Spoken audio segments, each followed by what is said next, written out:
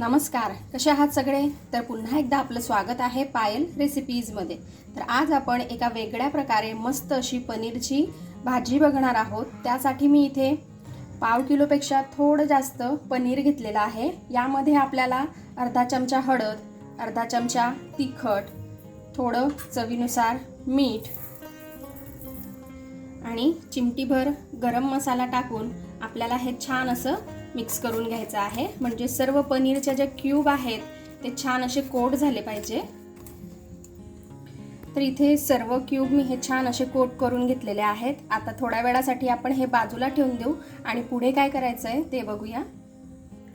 आता आपल्याला तव्यावर किंवा कढईमध्ये सगळ्यात आधी 2 छोटे चमचे धणे घ्यायचे आहेत. 1 चमचा जिरे, थोडेसे मी दालचिनीचे तुकडे घेतलेले आहेत, 4-5 मिरे आणि 4-5 लवंग. हे सर्व आता आपल्याला छान असं भाजून घ्यायचं आहे. आता हे सर्व छान असं भाजून झालेलं आहे. याचा मस्त असा सुगंध येतोय. आता आपण हे काढून घेऊ आणि यातच आपल्याला थोडेसे खोबऱ्याचे जे काप आहेत हे भाजून घ्यायचे आहेत. तर इथे खोबरंही छान असं भाजून झालेलं आहे. आपण काढून घेऊ. आता हे जे खोबरं, धणे, जिरं, मिरे, लवंग जे काही आपण आता भाजून घेतलेलं होतं ते आपल्याला मिक्सरच्या भांड्यात टाकून छान असं बारीक करून घ्यायचं आहे. तर इथे मी हे छान असं बारीक करून घेतलेलं आहे. आता हेही आपल्याला अगदी थोड्या वेळासाठी बाजूला ठेवायचं आहे. आता मी कढईमध्ये थोडं तेल टाकून घेतलेलं आहे, 2-3 चमचे. यामध्ये आपल्याला जे आपण पनीरचे क्यूब मसाला लावून ठेवलेले होते ते टाकायचे आहे आणि हलकेसे फ्राय करून घ्यायचे आहेत.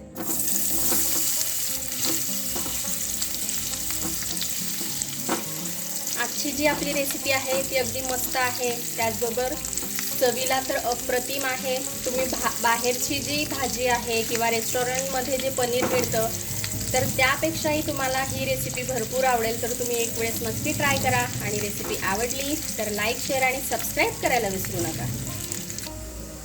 तर इथे हे छान असे तेलात परतवून झालेले आहेत. आता आपण हे पनीर क्यूब काढून घेऊ. आता याच तेलात मी थोडं तेल अजून वाढवून घेतलेलं आहे. आता तेलामध्ये आपल्याला तेजपान टाकायचं आहे. तर इथे मी 2 तेजपान तोडून घेतलेले आहेत. आता यामध्ये आपल्याला टाकायचा आहे कांदा. तर इथे मी 4 मोठ्या साईजचे कांदे छान असे बारीक बारीक कट करून घेतलेले आहेत. आता कांदा आपल्याला तेलामध्ये छान असा परतवून घ्यायचा आहे. आता इथे कांदा बऱ्यापैकी परतवून झालेला आहे. आता यामध्ये जो मसाला आपण करून ठेवलेला होता, धणे, जिरे आणि खोबरं, ते आपल्याला यामध्ये टाकायचं आहे. आता त्याचबरोबर 2 छोटे चमचे मी इथे अद्रक लसूणची पेस्ट घेतलेली आहे, ती आपण टाकून घेऊ आणि छान अशी मिक्स करून घेऊ. आता मी इथे एक मोठ्या आकाराचा टोमॅटो घेतलेला आहे, याला बारीक बारीक कट केलेला आहे, तो आपण यामध्ये टाकून घेऊ. टोमॅटोही छान असा आपल्याला परतवून घ्यायचा आहे. आणि पनीरच्या ज्या रेसिपी आहेत त्या मी याआधी वेगवेगळ्या प्रकारे बऱ्याच साऱ्या केलेल्या आहेत. त्या तुम्हाला बघायच्या असतील तर मी आय बटनवर देईल, तिथे जाऊन तुम्ही नक्की बघा. म्हणजे restaurant style paneer, dhaba style अशा वेगवेगळ्या बऱ्याच आहेत, तिथे जाऊन तुम्ही चेक करा. म्हणजे त्याही रेसिपीज तुम्ही बनवू शकता. आता यामध्ये आपण सुके मसाले ॲड करून घेऊ.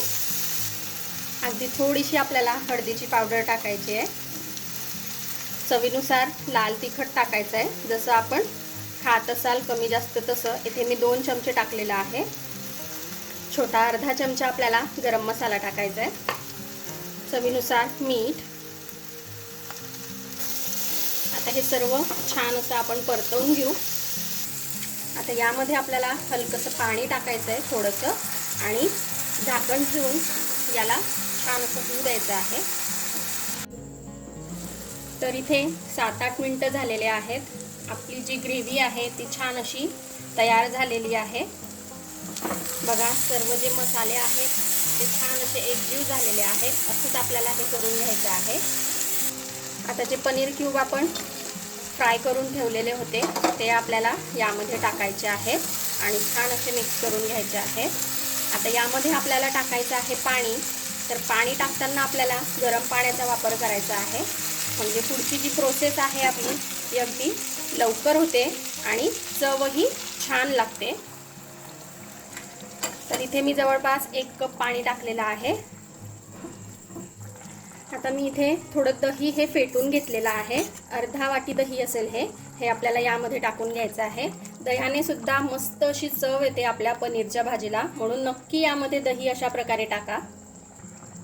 आता छान असं आता परतवून घेऊ आपण. 1 चमचा मी इथे कसुरी मेथी घेतलेली आहे. हिला आपल्याला छान असं क्रश करून टाकायचं आहे. आता यावर आपण झाकण ठेवू आणि अगदी 2-3 मिनिटासाठी आपण हे असंच राहू देऊ. तर बघा, इथे आपल्या पनीरच्या भाजीला छान अशी उकळी आलेली होती. मी आता गॅस बंद केलेला आहे. याला बघा किती मस्त असं तेल सुद्धा सुटलेलं आहे. यावर आता आपण मस्तपैकी कोथिंबीर टाकून घेऊ.